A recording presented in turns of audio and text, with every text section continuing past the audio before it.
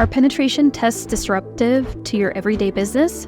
Not if you prepare the right way. Today, we're going to walk you through exactly what you need to do to get ready for a successful and seamless manual penetration test. Penetration testing can seem daunting, especially for small and mid-sized businesses, but it's crucial for your cyber safety. We're here to demystify the process and arm you with practical steps and insights to ensure your business is thoroughly prepared. In this video, we'll cover everything from identifying the right type of pen test for your needs to engaging with the right experts. We'll explore how to set clear goals, understand the legal and compliance aspects, and get your team and systems ready for what's coming. It's about being proactive, not reactive. We'll also discuss the importance of internal vulnerability assessments and employee training prior to the test. Preparation is key, and we'll show you how to do that effectively. Plus, we'll tackle those last-minute jitters and questions you might have about the process. So if you're looking to bolster your business's defenses with a pen test, but aren't sure where to start or what to expect, you're in the right place. Let's dive into the world of penetration testing and turn this challenge into an opportunity for strengthening your business. Let's get started.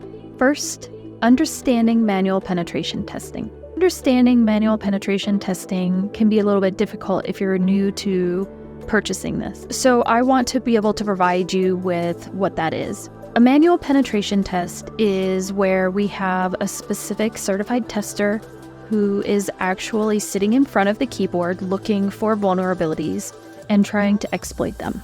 There are many instances where other companies may be offering things like vulnerability scans, which is completely automated. Pen test is that manual process where the tester is looking for vulnerabilities and trying to exploit them. One of the main advantages of a manual penetration test versus an automated scan is the fact that the tester is looking for things that an automated scan can't find. A great example of that I often speak about is default credentials. And that is where a device like a firewall, a server, etc. is sent out to the customer. But because of the nature of sending out all these devices, they use the same default credentials, username and password, to allow the customer to be able to access that device and then go in and make changes to do whatever they need to do for setting up the firewall, server, etc. When they get that, they should be changing those default credentials to something that's specific to them. But oftentimes that gets forgotten in all the hubbub that goes on with setting things up, especially if they're busy with trouble tickets, etc. It's a great example of what a penetration tester will look for, and instead of the vulnerability scanning, which they wouldn't be able to find with that.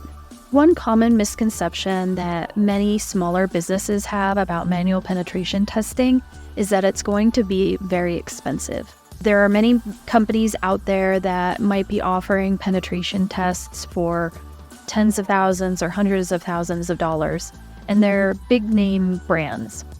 So they have the ability to request that amount from a customer. We specifically work with a lot of the smaller businesses knowing that they need this specific type of testing. So we work very hard to maintain the lower price point so that that's more affordable for all of our clients. Next is preparing for a manual penetration test. One of the first steps that a small or mid-sized business can take when considering a manual penetration test is looking at what it is that they actually need tested. If they have a specific auditor who is telling them that they need a type of pen test, they can work with that auditor to determine what they really need. If they know that it's for best practice, knowing that there are vulnerabilities out there no matter what, and they want to try to stay ahead of the game as much as possible, they want to look at what they want tested. So that could be looking at if it's network testing to ensure that your network is as secure as possible. It might be the web app itself. Perhaps you have a client that wants the web app tested before they'll purchase it, etc. You'll want to determine what it is that you need tested. That way we can help you by providing pricing as quickly as possible. At any point though, if it's a really big unknown for you, set up a call with us and we will discuss it and figure out what it is that you're looking for. There are a lot of different pen testing companies out there offering a lot of different types of services. One way that you can determine whether or not the pen testing company is one you'd like to work with is if the testers all have certifications. All the testers at Maine Nerve have specific certifications, such as CISSP, some of the ones that are specific to web application testing, etc. Those are definitely important for the pen testers to have. It shows that they have the ability to conduct these penetration tests with a lot of knowledge and experience, because it takes quite a bit to get through a lot of those certifications. At Maine Nerve, we have specific legal agreements that we've already set up to make the process a lot easier. We have our master service agreement, which specifies the things that we can and cannot do, such as we require approval to conduct any exploits. That way we ensure that if you're ready for the exploit, we're doing it. If you're not ready, we don't do it. Another thing that we have is the rules of engagement document, and that is what I consider a boundary document. It states that we'll be conducting your penetration tests on specific days, potentially specific times. You'll have the information, the contact information for the testers so that you can work with them directly during the testing. And we won't go outside of that boundary unless we ask for permission or you request a change in the scope. Third is internal assessment and awareness. A great thing that you can do to prepare for a penetration test is have either a vulnerability assessment or a vulnerability scan done prior to the test. We recommend that maybe 3 to 6 months before the test so that you have time to address any findings during either the scan or the assessment. And the difference being that the vulnerability scan is completely automated. We just provide the results of the scan in a tailored format so that it's easier to read. Whereas the assessment is somebody is taking that scan and reviewing the results to help reduce any false positives, to ensure that those vulnerabilities actually exist, etc. Another thing to think about before completing the penetration test is ensuring that your staff is ready for it, if that's the way that you want to go. We can certainly do a test where the staff doesn't know anything, but somebody at the company does, so that if any questions come up, they can handle it on that side. That has been done before. It's not an issue for us. But most companies would prefer that their IT team know about it ahead of time so that they're not getting a bunch of phone calls saying, hey, we're being hacked.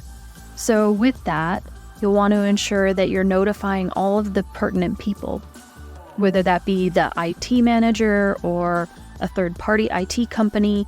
You want them to be aware of when we'll be doing this. It's also possible that they would be engaged in this from the beginning if you are hiring a third-party company to handle all of the IT resources, because you may not know the IPs that you want tested and stuff like that. So you may have to engage with them to begin with. Another important part of the penetration test is ensuring that you have backups. Those should be done anyway. In the case of something like a cyber attack, such as ransomware, you're able to pull all of your information from your backups and ignore the ransom. But it is also important for when we're doing testing. We do our best to ensure that we don't take a network down or shut a server down, but with electronics, sometimes there are unknowns, and that may happen. So it's best to have backups or conduct testing on a development site to ensure those issues don't become an actual issue. Next, things to think about during the pen test. For the most part, you shouldn't have to do a whole lot when we're conducting the penetration test. The tester will reach out if they find anything that you should be aware of. And you may have some staff on hand in case there are any issues, such as we get locked out of an account or something like that. But for the most part, we are acting like a hacker would. We're trying to go low and slow so that you don't know we're there. During testing, our testers may reach out to you with a vulnerability that they discovered and ask if they can exploit it. You'll have to determine whether or not it's okay to exploit. They will give you as much information as they can of what to expect, what they think will happen, so that you can make an informed decision on that. In addition, if you don't even want to have that exploit attempted, that's fine. We don't have to do that. But you will want to start addressing those vulnerabilities right away, which is why we notify you in the middle of testing rather than when we send the final report a few weeks later. When you go to address those vulnerabilities, you can work with the tester to ensure that it's updated, fixed, whatever you want to call it, remediated right away. And they can address that in the report stating that it has been identified, but it's already been fixed, so that you get a cleaner bill of health, so to speak, when that report comes out. And last but not least, post-testing strategies. Our reports include findings, obviously, as well as remediation recommendations. It'll have screen captures so that you can see what the tester did to discover the vulnerability, and also any information on the exploit if it's attempted. This will give you a lot of information so that you can work on fixing those vulnerabilities as quickly as possible. At any point, if the report isn't clear enough, you can always set up a meeting with one of our team to ensure that you're getting the best information possible and how to fix it. Once your penetration test is complete, there are ongoing security measures that you should think about. Things change in the network, 0 days are discovered. You'll want to continue having something done to ensure that those vulnerabilities that might pop up are fixed as soon as possible.